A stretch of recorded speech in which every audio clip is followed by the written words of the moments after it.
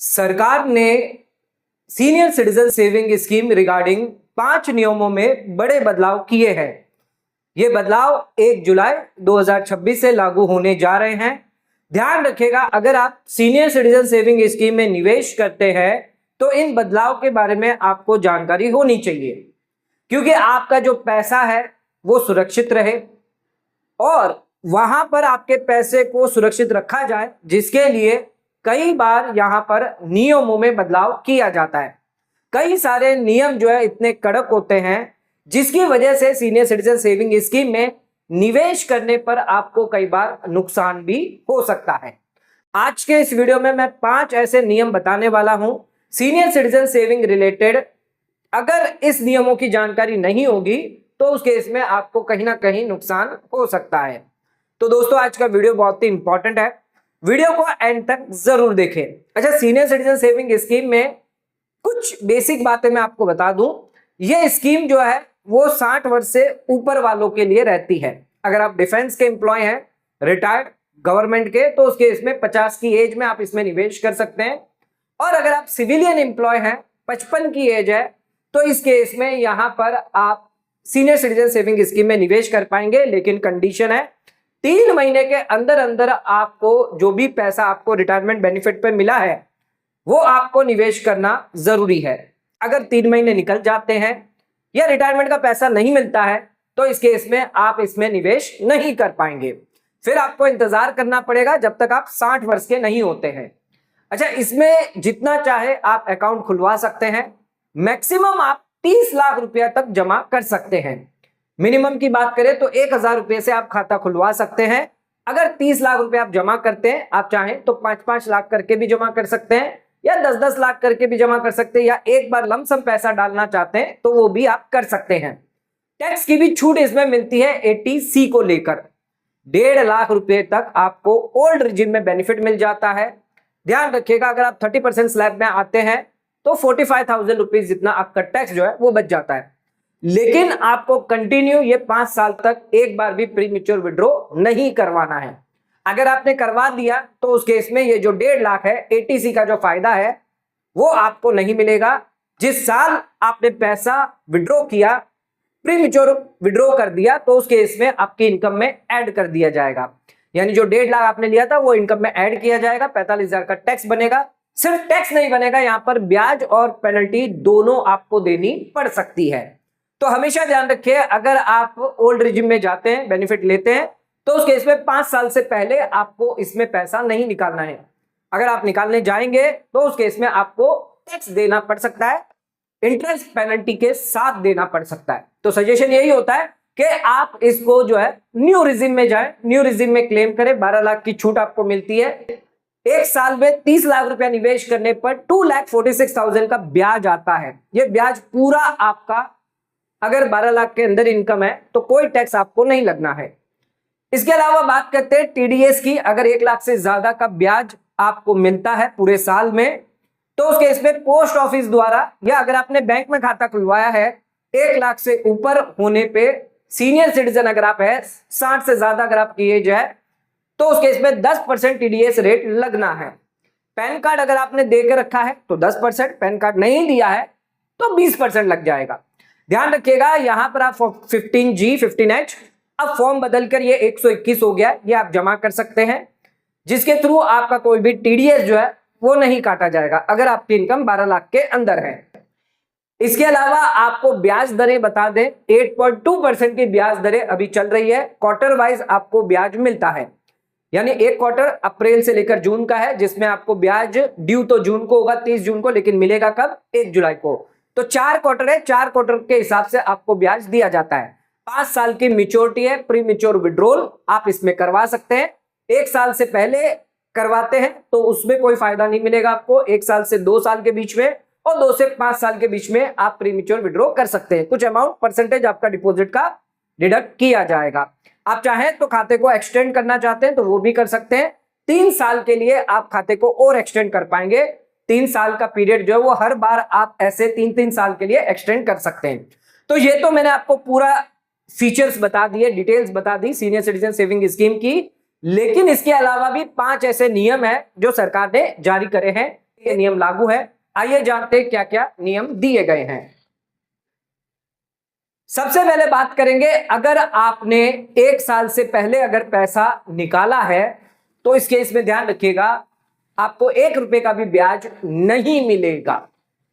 यह सबसे खतरनाक प्रोविजन है जो आपको पता होना चाहिए। क्लोज डिपॉजिट बिफोर 1 ईयर, ना कोई इंटरेस्ट मिलेगा, और अगर इंटरेस्ट पोस्ट ऑफिस द्वारा दे दिया गया तो इस केस में आपकी रिकवरी कर ली जाएगी। तो अगर आप अकाउंट क्लोज करवाते 1 साल से पहले, ध्यान रखिएगा कोई ब्याज दर आपको नहीं दी जाएगी।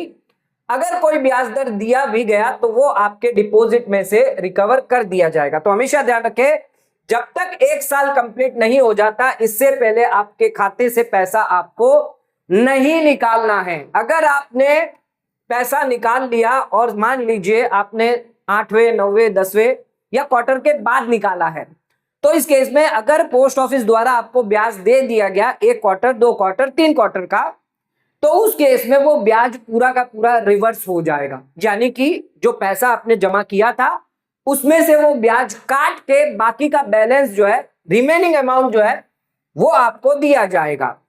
तो आपको 1 रुपए का भी इंटरेस्ट जो है वो यहां पर नहीं मिलेगा। भले ही आपने 10 महीने 11 महीने तक भी सीनियर सिटीजन सेविंग स्कीम में निवेश करके क्यों ना रखा हो, 1 रुपए का भी ब्याज आपको नहीं दिया जाएगा। मान लीजिए आपने 30 लाख रुपए डाले हैं, 1 अप्रैल 2026 को आपने खाता खुलवाया, 8.20% आपको रेट ऑफ इंटरेस्ट मिल रही है। अच्छा, इसमें ब्याज आपको जो है वो 3 क्वार्टर का मिल गया है। यानी आप क्लोज कब करवा रहे हैं? 1 फरवरी 2027 को आपको इमरजेंसी आ गई, पैसे की जरूरत पड़ गई, खाते को बंद करवाने गए। अब आपने 1 फरवरी 2027 को बंद करवाया, आप ये सोच करके कि इतना 11 महीने का ब्याज जो है वो मुझे मिलेगा, 10 से 11 महीने का जो ब्याज है वो मुझे दिया जाएगा। लेकिन पता क्या चलता है कि ब्याज जो आपको ऑलरेडी पेड किया गया है, अच्छा जनवरी तक तो किया गया था, दिसंबर तक तो आपको किया गया था, सिर्फ जनवरी का बाकी था। तो जो 20,500 आपको देना था वो तो छोड़िए, ये 1,84,500 जो था आपको दिया गया था, ये भी यहां पर 30 लाख में से टोटल 2,05,000 रुपया जो है वो आपका कम कर दिया जाएगा।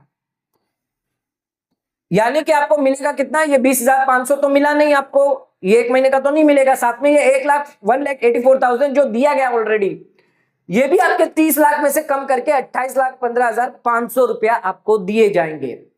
कई सीनियर सिटीजन शॉक हो जाते हैं कि हमारा 10 से 11 महीने तक पैसा जमा था, 1 रुपए का भी ब्याज नहीं, पोस्ट ऑफिस सेविंग का भी ब्याज नहीं। अगर हम इसको एफडी में डाल देते, वहां पर हमें ब्याज मिल जाता, वहां पर भी 0.5 या 1% आपका डिडक्ट होता, तो वहां पर भी आपको 6 या 5% मिल जाता। लेकिन ये कैसा नियम है कि यहां पर आपको कोई भी ब्याज नहीं मिलेगा? सरकार कहती है यहां पर गवर्नमेंट स्कीम आपकी सेफ है, हम यहां पर सबसे ज्यादा ब्याज आपको दे रहे हैं, तो 1 साल तक तो हम आपको पैसा निकालने नहीं देंगे। अगर आप निकालते हैं तो उस केस में आपको नुकसान झेलना पड़ सकता है। दूसरा नियम क्या है? अगर आप अकाउंट खुलवाना चाहते हैं तो आप इंडिविजुअल कैपेसिटी पे भी अकाउंट खुलवा सकते हैं, और आप चाहें तो ज्वाइंट अकाउंट भी स्पाउस के साथ खुलवा पाएंगे। यानी हस्बैंड अपनी वाइफ के साथ खुलवा सकता है या वाइफ अपने हस्बैंड के साथ खुलवा सकती है। आप ब्रदर मदर फादर सिस्टर के साथ नहीं खुलवा सकते। अच्छा, जो भी ज्वाइंट अकाउंट आपने खुलवाया है, जो भी डिपॉजिट पैसा, मान लीजिए 30 लाख रुपया आपने डाला है, तो फर्स्ट होल्डर होगा आपका हस्बैंड, सेकंड होल्डर होगा आपकी वाइफ, या आपकी वाइफ फर्स्ट होल्डर होगी या हस्बैंड सेकंड होल्डर होगा। तो इस केस में जो भी फर्स्ट होल्डर होगा उसी के रिलेटेड ये 30 लाख रुपया जो है माना जाएगा। यानी कि आपका पूरा डिपॉजिट जो है वो फर्स्ट होल्डर को मिलेगा अगर आप अकाउंट बंद करवाते हैं। सेकंड होल्डर को सिर्फ यहां पर ऑपरेशन पर्पस के लिए रखा गया है। अगर फर्स्ट होल्डर की डेथ हो जाती है तो पैसा फिर सेकंड होल्डर को दिया जाएगा as a nominee, as a legal heir. Investment की बात करें, टैक्स की बात करें, एलिजिबिलिटी की बात करें, तो फर्स्ट होल्डर को ही पैसा दिया जाएगा। कई लोगों की गलतफहमी होती है कि यहां पर ज्वाइंट अकाउंट है तो यहां पर 50-50% ओनरशिप होगी, लेकिन ऐसा नहीं है। ओनरशिप जो है वो 100% फर्स्ट होल्डर की होगी। ज्वाइंट अकाउंट जो है आप इसीलिए करवाते हैं यहां पर कि आप ऑपरेट कर पाए, कि फर्स्ट होल्डर अगर ऑपरेट नहीं कर पा रहा तो दूसरा होल्डर जो है पैसा ऑपरेट कर सकता है। एग्जाम्पल के तौर पे मान लीजिए ज्वाइंट अकाउंट आपने खुलवाया, मिस्टर ए हस्बैंड है और उनकी वाइफ यहां पर ज्वाइंट अकाउंट में है, 10 लाख रुपए जो डाले हैं तो फर्स्ट होल्डर जो हस्बैंड है उसके नाम से माने जाएंगे, जो सेकंड होल्डर होगा वाइफ जो होगी उसके नाम से पैसा नहीं दिया जाएगा। तो चाहे इन्वेस्टमेंट हो, इंटरेस्ट हो, टैक्स लायबिलिटी हो, एलिजिबिलिटी हो, सभी फर्स्ट होल्डर पर जाने वाली है। सेकंड होल्डर को ना 1 रुपया मिलने वाला, ना इस पर कोई भी टैक्स लायबिलिटी आने वाली है। तो जो भी 10 लाख रुपया है, अगर ए ने इन्वेस्टमेंट किया है, हस्बैंड ने इन्वेस्टमेंट किया है, तो वो हस्बैंड का ही माना जाएगा। इस पर जो भी ब्याज होगा वो हस्बैंड की इनकम में दिखाना होगा। अब सवाल यह आता है कि जॉइंट अकाउंट में क्लबिंग प्रोविजन कब लगेगा। तो ध्यान रखिएगा, अगर जॉइंट अकाउंट है और फर्स्ट होल्डर ही पूरा का पूरा पैसा 30 लाख रुपया डाल रहा है सीनियर सिटीजन अकाउंट में, पैसा जो इन्वेस्टमेंट किया है फर्स्ट होल्डर का है, तो इस केस में कोई क्लबिंग प्रोविजन अप्लाई नहीं होगा। मान लीजिए हस्बैंड है और हस्बैंड का ही पैसा है और हस्बैंड ही फर्स्ट होल्डर है, पैसा भी हस्बैंड का है, या वाइफ का पैसा है और वाइफ ही फर्स्ट होल्डर है, तो उस केस में कोई क्लबिंग प्रोविजन नहीं लगेगा। ध्यान रखिएगा, जॉइंट अकाउंट है तो फर्स्ट होल्डर के नाम से ही पूरा का पूरा डिपॉजिट होना चाहिए। क्लबिंग प्रोविजन तभी लगेगा जब आप पैसा जो है वो अपने स्पाउस को ट्रांसफर करते हैं। यानी कि अगर हस्बैंड ने पैसा दिया है लेकिन वाइफ ने फर्स्ट होल्डर बना दिया, तो इस केस में क्लबिंग प्रोविजन लग जाएगा। तो जो हस्बैंड होगा उसके नाम से इनकम जो है इंटरेस्ट आपको दिखाना होगा। हालांकि इस केस में जहां पर फर्स्ट होल्डर ही पेमेंट मनी इन्वेस्टमेंट वाला है, तो ना ही कोई पैसा इसने ट्रांसफर किया स्पाउस को, और स्पाउस सिर्फ यहां पर जो वो ऑपरेशन पर्पस के लिए रखा गया है। ओनरशिप जो होगी वो फर्स्ट होल्डर की होगी 100%। क्लबिंग प्रोविजन यहां पर अट्रैक्ट नहीं होगा। जो पहले मैंने केस बताया था, हस्बैंड का ही पैसा और हस्बैंड ही फर्स्ट होल्डर है, या वाइफ का पैसा वाइफ ही फर्स्ट होल्डर है, तो इस केस में कोई भी क्लबिंग प्रोविजन नहीं लगेगा। तो ज्वाइंट अकाउंट भले ही आप स्पाउस के साथ खुलवाइए, पूरा का पूरा एंटायर डिपॉजिट जो है वो फर्स्ट होल्डर का माना जाएगा। पैसा अगर वही जमा करता है तो उस केस में क्लबिंग प्रोविजन नहीं लगेगा। एग्जाम्पल के तौर पे ज्वाइंट अकाउंट आपने स्पाउस के साथ खुलवाया है, ये हस्बैंड है और ये वाइफ है। अच्छा, हस्बैंड का ही 30 लाख रुपया 10 लाख रुपया जो है वो ये जमा किया है हस्बैंड ने, और जो ब्याज आएगा ये हस्बैंड की आईटीआर में दिखाना होगा, और हस्बैंड का ही ये डिपॉजिट 10 लाख रुपया जो है वो उसे दिया जाएगा।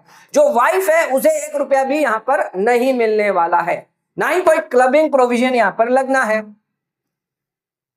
लेकिन अगर हस्बैंड ने पैसा जो है वो वाइफ को दिया और वाइफ ने इसको इन्वेस्टमेंट किया, मान लीजिए हस्बैंड है वो 10 लाख रुपया वाइफ को दे देता है और वाइफ यहां पर फर्स्ट होल्डर हो जाती है, या इसका उल्टा कर लीजिए, तो इस केस में जो 82,000 का ब्याज आया है वो किसका माना जाएगा? हस्बैंड का माना जाएगा, भले ही वाइफ फर्स्ट होल्डर क्यों ना है, क्योंकि यहां पर क्लबिंग प्रोविजन लग जाएगा।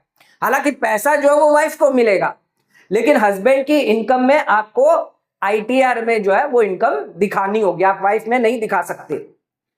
तो ध्यान रखिएगा, अगर इन्वेस्टमेंट जो है सीधी सिंपल सी चीज है, इन्वेस्टमेंट जो है वो हस्बैंड ने किया है और हस्बैंड ही फर्स्ट होल्डर है, वाइफ सेकंड होल्डर है, तो इस केस में क्लबिंग प्रोविजन जो है वो नहीं लगेगा। लेकिन इन्वेस्टमेंट जो है वो हस्बैंड ने किया है, हस्बैंड सेकंड होल्डर है और वाइफ जो है वो फर्स्ट होल्डर है, तो इस केस में क्लबिंग प्रोविजन अट्रैक्ट हो जाएगा। तो इन दोनों ही केस में यहां पर जो हस्बैंड होगा उसके आईटीआर में इंटरेस्ट इनकम आपको दिखानी होगी। पहला नॉर्मल केस, दूसरा क्लबिंग प्रोविजन लग जाएगा, ये ध्यान रखिएगा।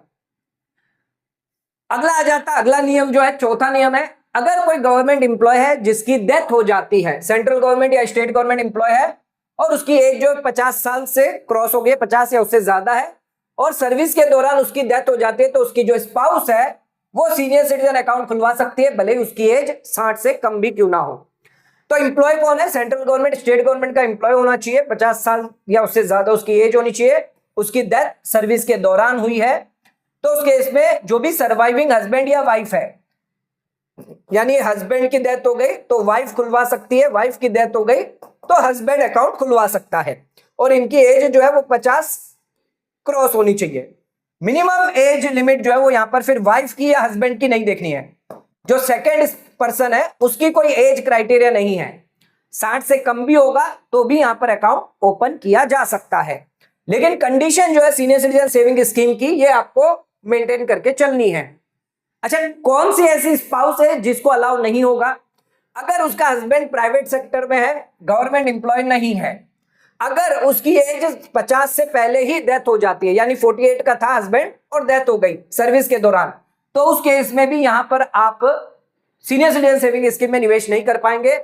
या फिर एम्प्लॉय को रिटायरमेंट या डेथ बेनिफिट नहीं मिला तो भी नहीं कर पाएंगे। और अगर वाइफ ने या हस्बैंड ने, जो भी सर्वाइविंग पर्सन है, सीनियर सिटीजन सेविंग स्कीम की कंडीशन कंप्लाई नहीं करी तो उस केस में भी आपको यहां पर मैंडेटरी करना है। नहीं करोगे तो अकाउंट नहीं खुलवा पाओगे। एग्जाम्पल के तौर पे मिस्टर ए था जो स्टेट गवर्नमेंट का एम्प्लॉय है, 54 की एज है, सर्विस के दौरान डेथ हो गई, डेथ कंपनसेशन मिला, तो यहां पर उनकी जो वाइफ है या जो हस्बैंड होंगे, उस केस में यहां पर अगर हस्बैंड है तो वाइफ अकाउंट खुलवा सकती है, वाइफ है तो हस्बैंड अकाउंट खुलवा सकता है। उसकी एज भले ही 48 की हो, वो अकाउंट जो है वो सीनियर सिटीजन सेविंग स्कीम में निवेश कर सकते हैं। आ जाते हैं अपने 5वें रूल पर। अगर आपने सीनियर सिटीजन सेविंग स्कीम में एक्सेस डिपॉजिट किया, मैक्सिमम कितना डिपॉजिट कर सकते हैं? 30 लाख रुपया, लेकिन आपने ज्यादा जमा कर दिया तो पैसा इमीडिएटली रिफंड कर दिया जाएगा। अच्छा, यहां पर कोई भी सीनियर सिटीजन सेविंग स्कीम का इंटरेस्ट आपको एक्सेस अमाउंट पर नहीं मिलेगा 30 लाख से ज्यादा जमा करने पर। सिर्फ पोस्ट ऑफिस सेविंग रेट क्या 4% का ब्याज मिलेगा। अच्छा, इंटरेस्ट कब से कैलकुलेट करना है? जिस दिन से एक्सेस डिपॉजिट किया है और जब तक आपको रिफंड नहीं आया है।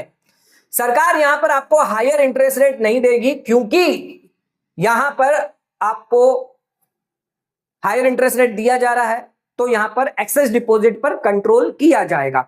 तो मैक्सिमम डिपॉजिट पर भी कंट्रोल किया जाएगा और एक्सेस मिसयूज ना हो इन्वेस्टमेंट, इसके लिए कंट्रोल करने के लिए यह नियम लाया गया है।